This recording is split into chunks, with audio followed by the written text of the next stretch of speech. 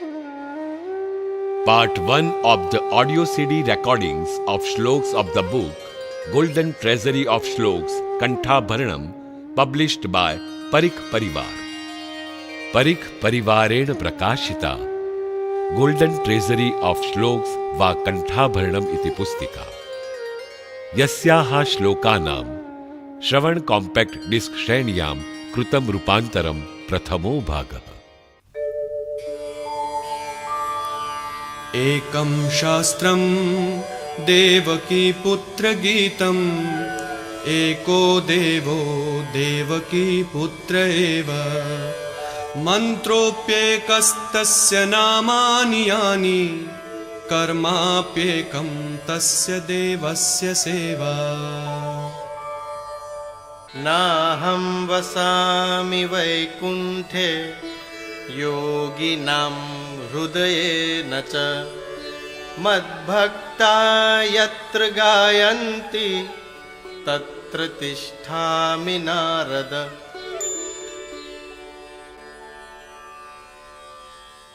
प्रार्थना माला। कृष्ण तवास्मि कृष्ण तवास्मि कृष्ण तवास्मि कराग्रे वसते लक्ष्मीः करमूले सरस्वती करमध्ये तु गोविन्दः प्रभाते करदर्शनम्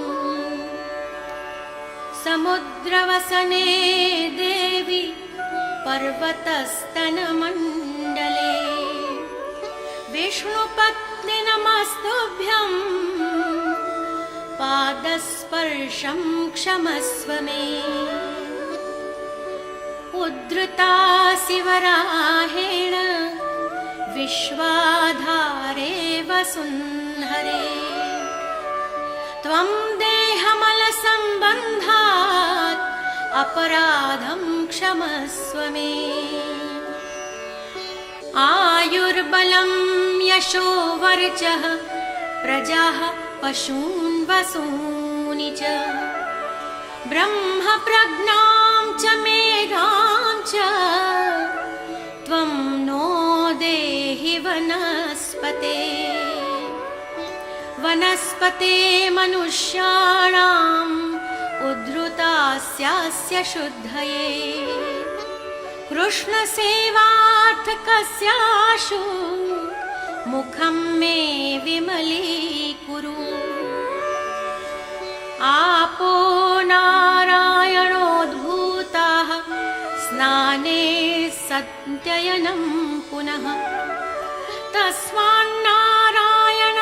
देवं स्नानकाले स्मरेद्बुधः त्वं राजा सर्वतीर्थानां त्वमेव जगतः पिता याचितं देहि मे तीर्थं सर्वपापैः प्रमुच्यते नमामि गंगे तव पादपद्मम् सुरासुरैर्वन्दितदिव्यरूपम् भुक्तिं च मुक्तिं च ददासि नित्यं भावानुसारेण सदा नराणाम् पुष्कराद्यानि तीर्थानि गङ्गाद्याः सरितस्तथा आगच्छन्तु पवित्राणि स्नानकाले सदा मम श्रीकृष्णवल्लभे देवी यमुने तापहारिणि सेवायै स्नातुमिच्छामि जलेऽस्मिन् सन्निधिं कुरु गंगे च यमुने चैव गोदा सरस्वती नर्मदे सिन्धु कावेरी जलेऽस्मिन् सन्निधिं कुरु। गंगा सिन्धु सरस्वती च यमुना गोदावरी नर्मदा कावेरी सरयू महेन्द्र तनया चर्मण्वती वेदिका क्षिप्रा वेत्रवती महासुर नदी ख्याता जया गण्डकी पूर्णा पुण्यजलैः समुद्रसहिताः कुर्वन्तु नो मङ्गलम्।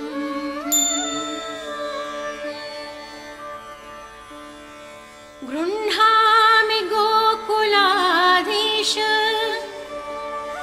चरणामृतमादरात् अतस्त्वत्सेवनासिद्ध्यै मयि दीने दयां कुरु। यन्मूले सर्वतीर्थानि यन्मध्ये सर्वदेवताः यदग्रे सर्ववेदाश्च तुलसी त्वां नमाम्यहम्। तुलसी श्री सखि शुभे पापहारिणि पुण्यदे नमस्ते नारदनुते नारायण मनः प्रिये। सर्वेष्वारब्धकार्येषु त्रयस्त्रिभुवनेश्वराः देवा दिशन्तु नः सिद्धिं ब्रह्मेशा न जनार्दनाः। विनायकं गुरुं भानुं ब्रह्म विष्णु महेश्वरान् सरस्वतीं प्रणम्यादौ सर्वकार्यार्थसिद्धये।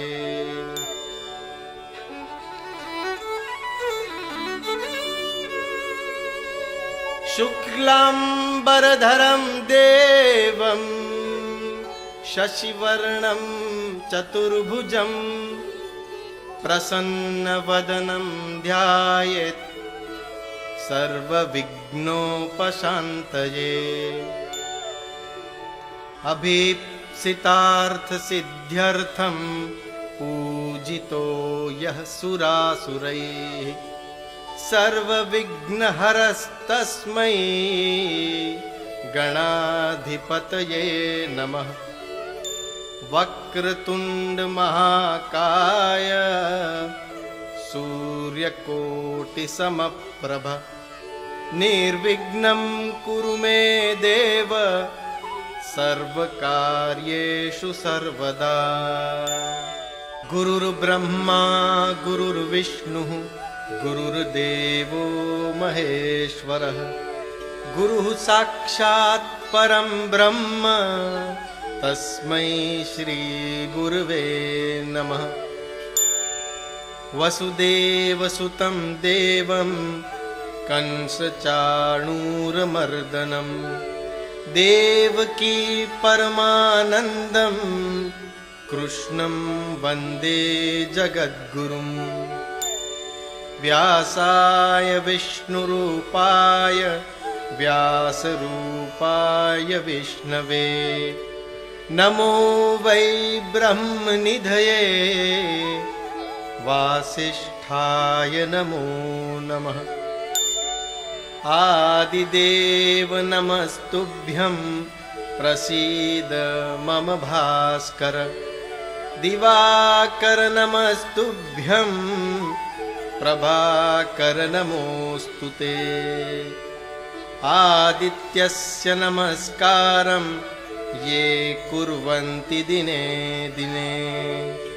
जन्मान्तरसहस्रेषु दारिद्र्यं नोपजायते।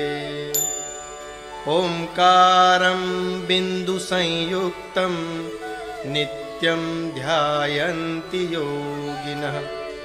कामदं मोक्षदं चैव ओंकाराय नमो नमः।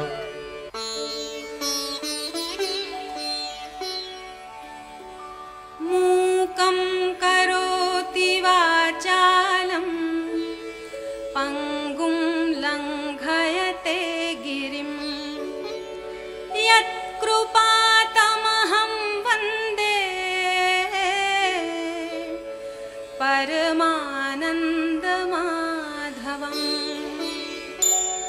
वासनाद्वासुदेवस्य वासितं भुवनत्रयं सर्वभूतनिवासोऽसि वासुदेव नमोऽस्तु ते। नमो ब्रह्मण्यदेवाय गोब्राह्मणहिताय च जगद्धिताय कृष्णाय गोविन्दाय नमो नमः। कृष्णाय वासुदेवाय देवकीनन्दनाय च नन्दगोपकुमाराय गोविन्दाय नमो नमः। श्रीनाथः सर्वदा स्मर्यः सर्वलीलासमन्वितः भक्तैकहृदयस्थायी सकलः पुरुषोत्तमः।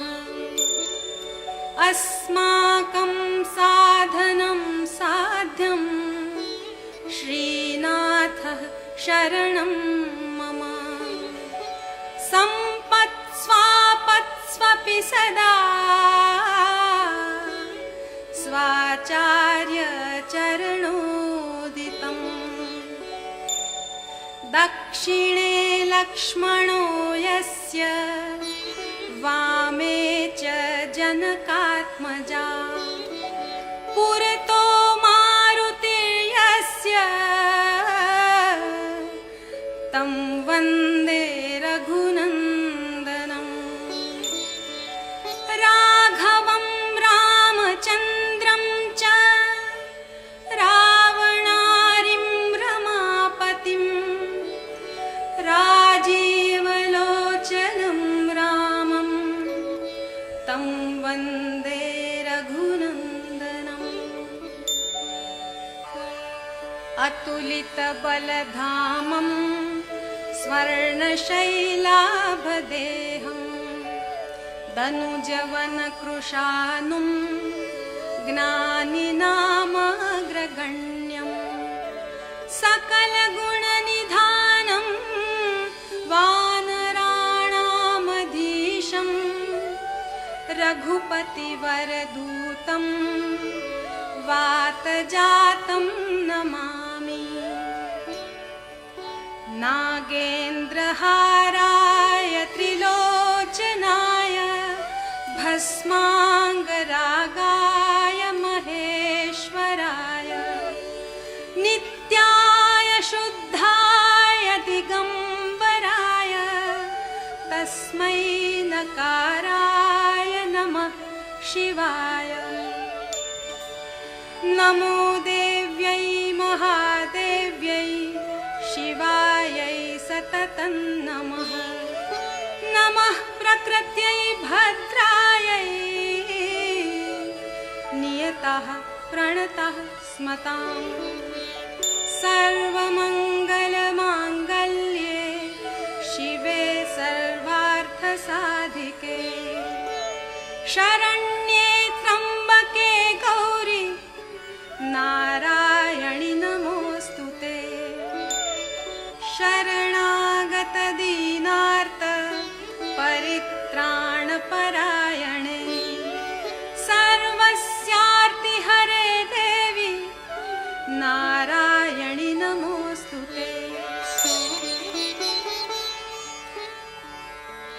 वन्दे सरस्वतीं देवीं मयूरासनमण्डितां वीणावादननादेन रमयन्तीं जगत्त्रयम्। शयनादुत्थितो यस्तु कीर्तयेन्मधुसूदनम् कीर्तनात्तस्य पापानि नाशमायान्त्यशेषतः। मङ्गलं भगवान् विष्णुर्मङ्गलं गरुडध्वजः मङ्गलं पुण्डरीकाक्षो मङ्गलायतनं हरिः। त्रैलोक्यचैतन्यमयादिदेव श्रीनाथ विष्णो भवदाज्ञयैव प्रातः समुत्थाय तव प्रियार्थं संसारयात्रामनुवर्तयिष्ये। ब्रह्मा मुरारी स्त्रिपुरान्तकारी भानुः शशिभूमिसुतो बुधश्च गुरुश्च शुक्रः शनिराहुकेतवः कुर्वन्तु सर्वे मम सुप्रभातम्। लक्ष्मीः कौस्तुभपारिजातकसुरा धन्वन्तरिश्चन्द्रमा धेनुः कामदुघासुरेश्वरगजो रम्भादिदेवाङ्गनाः।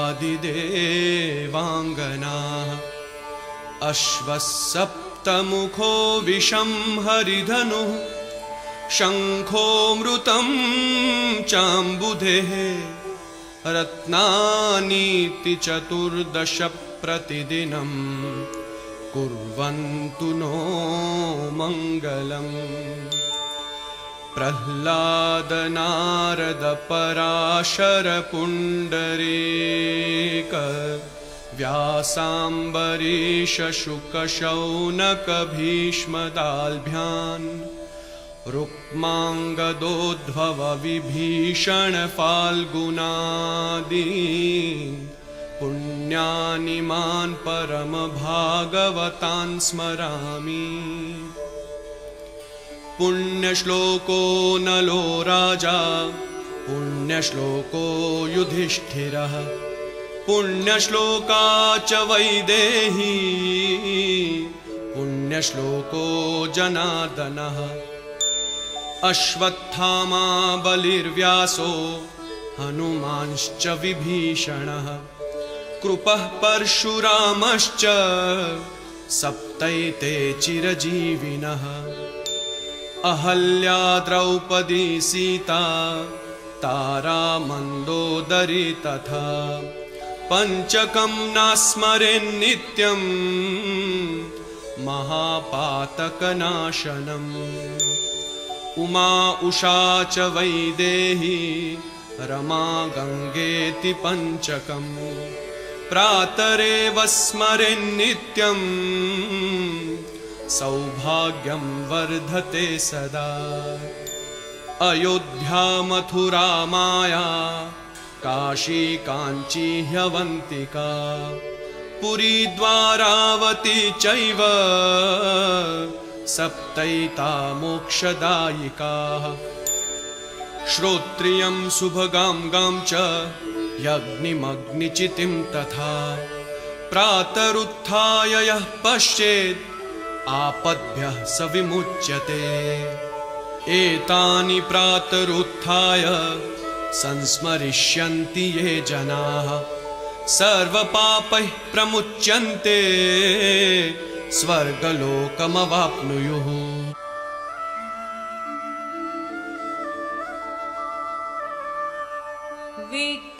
विघ्नेश्वराय वरदाय सुरप्रियाय लम्बोदराय सकलाय जगद्धिताय नागाननाय श्रुतियाज्ञविभूषिताय गौरीसुताय गणना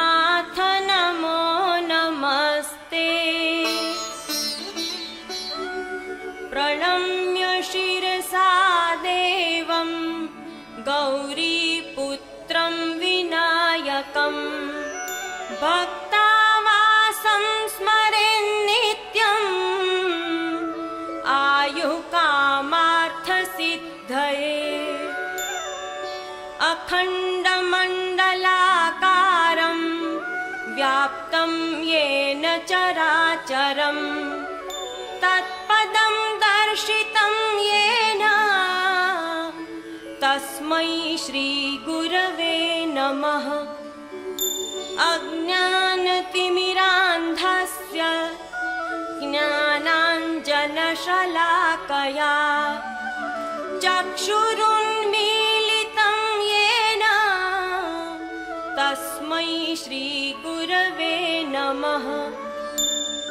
ब्रह्मानन्दं परमसुखदं केवलं ज्ञानमूर्तिं द्वन्द्वातीतं गगनसदृशं तत्त्वमस्यादिलक्ष्यम् एकं नित्यं विमलमचलं सर्वधी साक्षिभूतं भावातीतं त्रिगुणरहितं सद्गुरुं तं नमामि।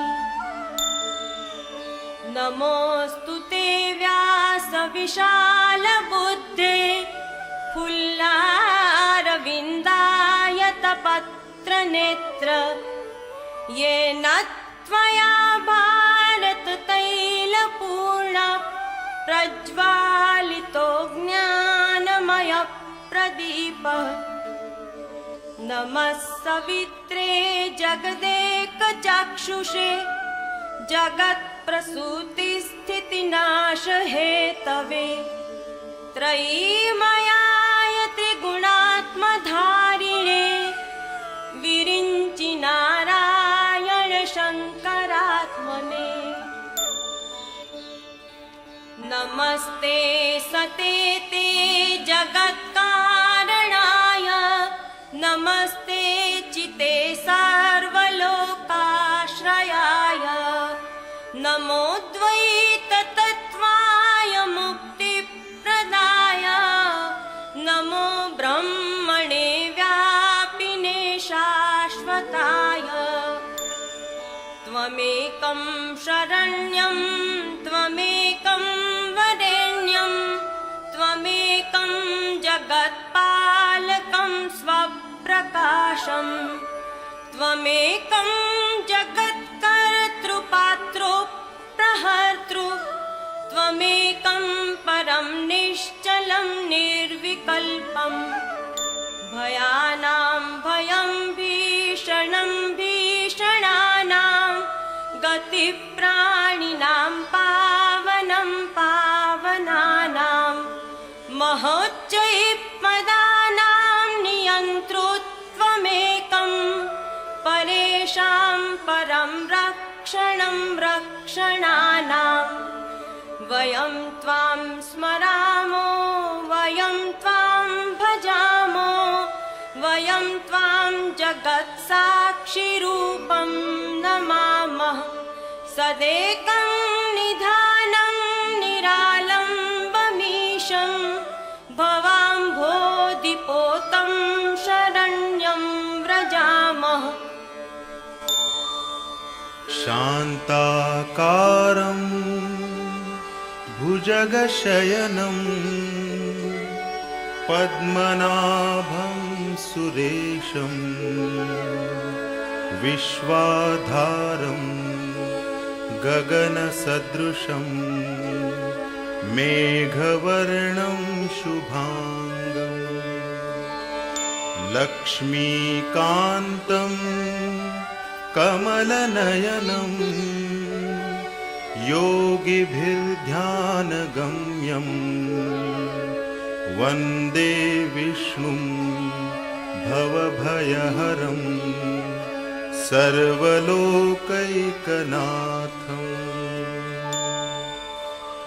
यं ब्रह्मा वरुणेन्द्ररुद्रमरुतः स्तुन्वन्ति दिव्यैस्तवैः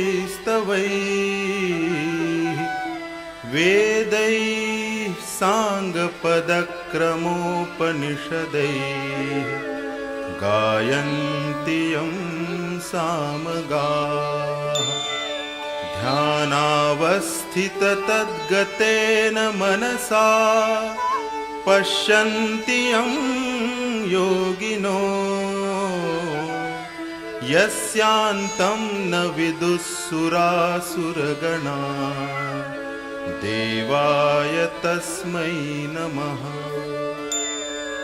यस्य हस्ते गदा चक्रं गरुडो यस्य वाहनं शङ्खः करतले यस्य समे विष्णुः प्रसीदतु। नमस्ते भगवन् विष्णु लोकानां प्रभवाप्यय त्वं हि कर्ता ऋषिकेश संहर्ता चापराजितः। ॐ नमोऽस्त्वनन्ताय सहस्रमूर्तये सहस्रपादाक्षिशिरोरुबाहवे सहस्रनाम्ने पुरुषाय शाश्वते सहस्रकोटियुगधारिणे नमः। आकाशात् पतितं तोयं यथा गच्छति सागरं सर्वदेव नमस्कारः केशवं प्रति गच्छति।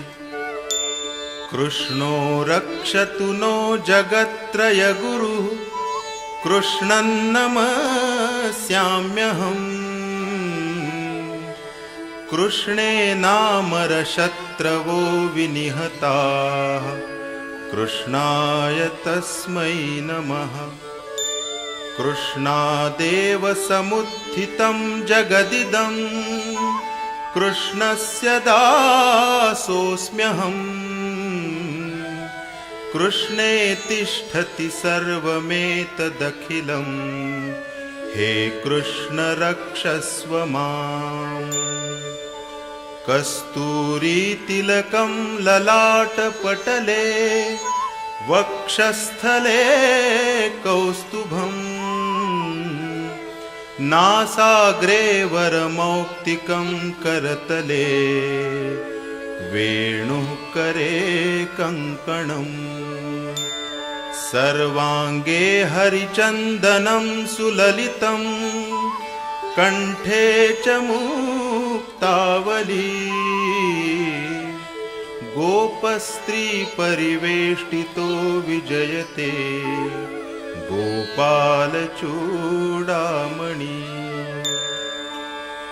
गुञ्जापुञ्जा भरणनिचयं चन्द्रकाली किरीटं गोत्रं वेत्रं करकमलयोः पूजितं चित्रवस्त्रं मध्ये पीतं वसनमपरं किङ्किणीं वक्रवेणीं नासामुक्तां धरति समुदे मेस्तु गोवर्धनेन्द्रः। रामो राजमणिः सदा विजयते रामं रमेशं भजे। रामेणाभिहता निशाचरचमू रामाय तस्मै नमः। रामान्नास्ति परायणं परतरं रामस्य दासोऽस्म्यहम्।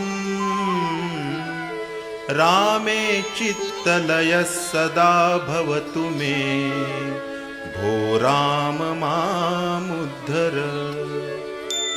मनोजवं मारुततुल्यवेगं जितेन्द्रियं बुद्धिमतां वरिष्ठं वातात्मजं वानरयूथमुख्यं श्रीरामदूतं शरणं प्रपद्ये।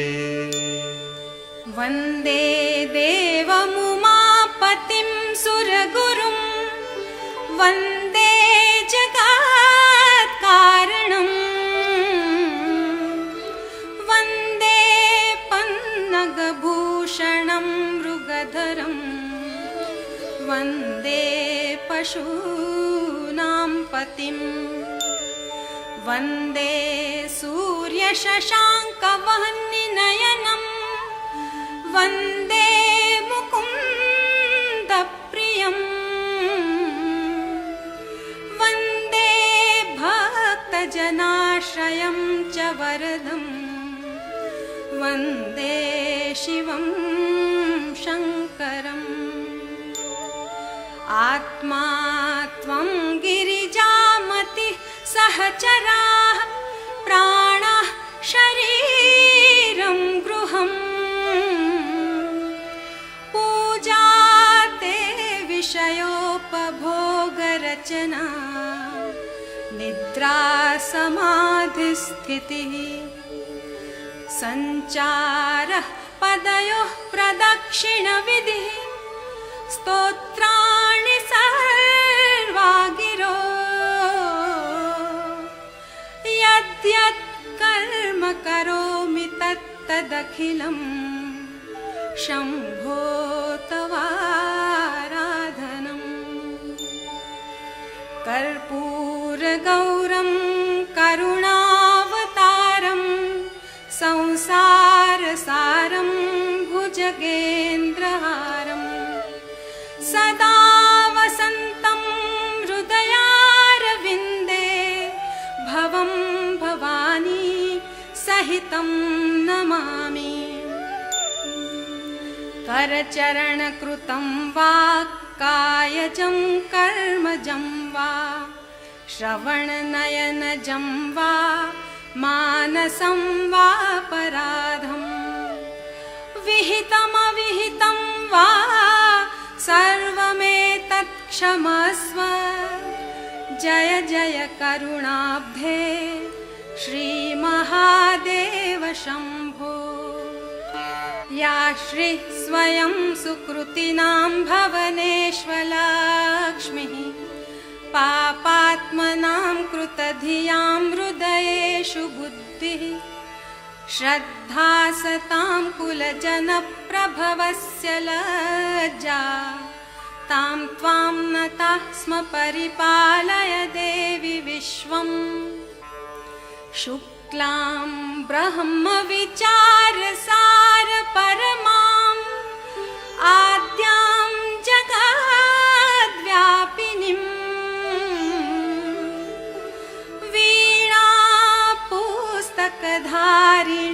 वीणापुस्तकधारिणीमभयदां जाड्यान्धकारापहाम् हस्ते स्फाटिकमालिकां विदधतीं पद्मासने संस्थितां वन्दे तां परमेश्वरीं भगवतीं बुद्धिप्रदां शारदाम्।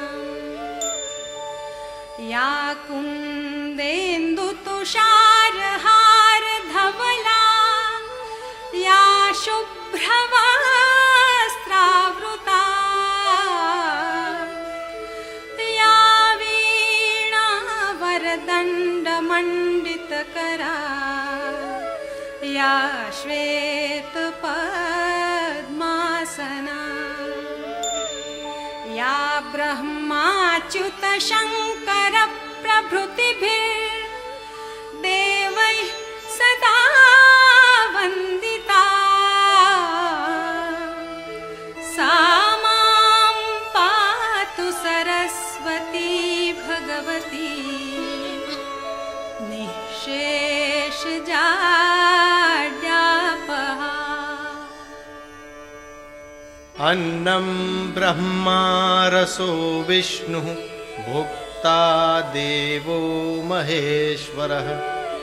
एवं ज्ञात्वा तु यो भुङ्क्ते सोन्न दोषैर्न लिप्यते।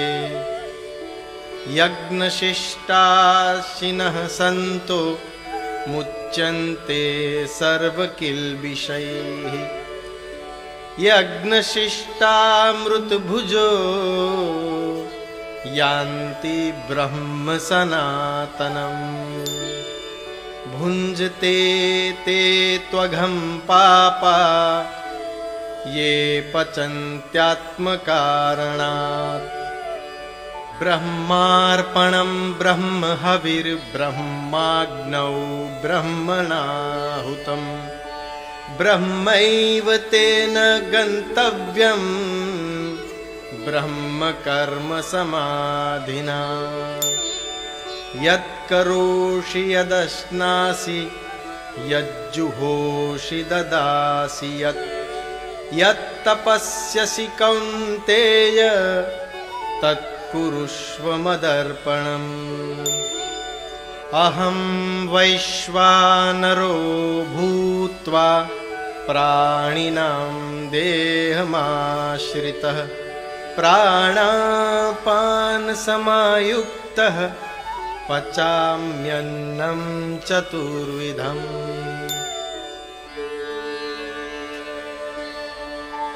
ॐ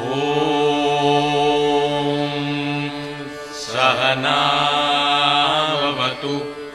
सहनौ भुनक्तु सह वीर्यं करवावहै तेजस्विनावधीतमस्तु मा विद्विषावहै। ॐ शान्ति शान्ति शान्तिः। शुभं करोतु कल्याणम् आरोग्यं धनसम्पदः। आत्मतत्त्वप्रबोधाय दीपज्योतिर्नमोऽस्तु ते। दीपज्योतिः परब्रह्म दीपज्योतिर्जनार्दनः। दीपो हरतु मे पापं दीपज्योतिर्नमोऽस्तु ते। कृष्णाय वासुदेवाय हरये परमात्मने प्रणतक्लेशनाशाय गोविन्दाय नमो नमः। नमः कृष्णाय शुद्धाय ब्रह्मणे परमात्मने योगेश्वराय योगाय त्वामहं शरणं गतः। अच्युतं केशवं रामनारायणं कृष्णदामोदरं वासुदेवं हरिं श्रीधरं माधवं गोपिकावल्लभं जानकीनायकं रामचन्द्रं भजे। अच्युतं केशवं सत्यभामाधवं माधवं श्रीधरं राधिकाराधितम् इन्दिरामन्दिरं चेतसा सुन्दरं देवकी नन्दनं नन्दजं सन्दधे।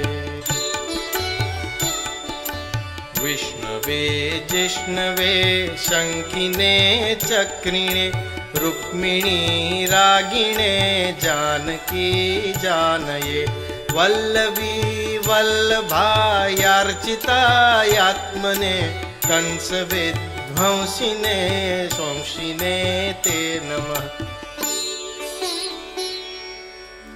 श्रीकृष्ण गोविन्द हरे मुरारे हे नाथ नारायण वासुदेव। पदे पदे या परिपूजकेभ्यः सद्यश्च मेधादिफलं ददाति तां सर्वपापक्षयकरीं क्षयहेतुभूतां प्रदक्षिणां ते परितः करोमि। यानि कानि च पापानि जन्मान्तरकृतानि वै तानि सर्वाणि नश्यन्तु प्रदक्षिणपदे पदे। असितगिरिसमं स्यात् कज्जलं सिन्धुपात्रे सुरतरुवर्षाखा लेखनी पत्रमुर्वी। लिखति यदि गृहीत्वा शारदा सर्वकालं तदपि तव गुणानाम् ईशपारं न याति। नानासुगन्धपुष्पाणि यथा कालोद्भवानि च पुष्पाञ्जलिर्मया दत्तः गृहाण परमेश्वर। आवाहनं न जानामि न जानामि विसर्जनम् पूजां चैव न जानामि क्षमस्व परमेश्वर। यदक्षरपदभ्रष्टं मात्राहीनं च यद्भवेत् तत्सर्वं क्षम्यतां देव प्रसीद परमेश्वर। मन्त्रहीनं क्रियाहीनं भक्तिहीनं जनार्दन यत्पूजितं मया देव परिपूर्णं तदस्तु मे। पापोऽहं पापकर्माहं पापात्मा पापसम्भवः त्राहि मां पुण्डरीकाक्ष सर्वपापहरो हरिः। अन्यथा शरणं नास्ति त्वमेव शरणं मम। तस्मात् कारुण्यभावेन रक्ष रक्ष महेश्वर। गतं पापं गतं दुःखं गतं दारिद्र्यमेव च आगता सुखसम्पत्तिः पुण्योऽहं तव दर्शनात्। भवे भवे यथा भक्तिः पादयोस्तव जायते तथा कुरुष्व देवेश नाथस्त्वं नो यतः प्रभो। कायेन वाचा मनसेन्द्रियैर्वा बुद्ध्यात्मना वा प्रकृते स्वभावात् करोमि यद्यत् सकलं परस्मै नारायणायेति समर्पयामि। त्वमेव माता च पिता त्वमेव त्वमेव बन्धुश्च सखा त्वमेव त्वमेव विद्या द्रविणं त्वमेव त्वमेव सर्वं मम देव देव।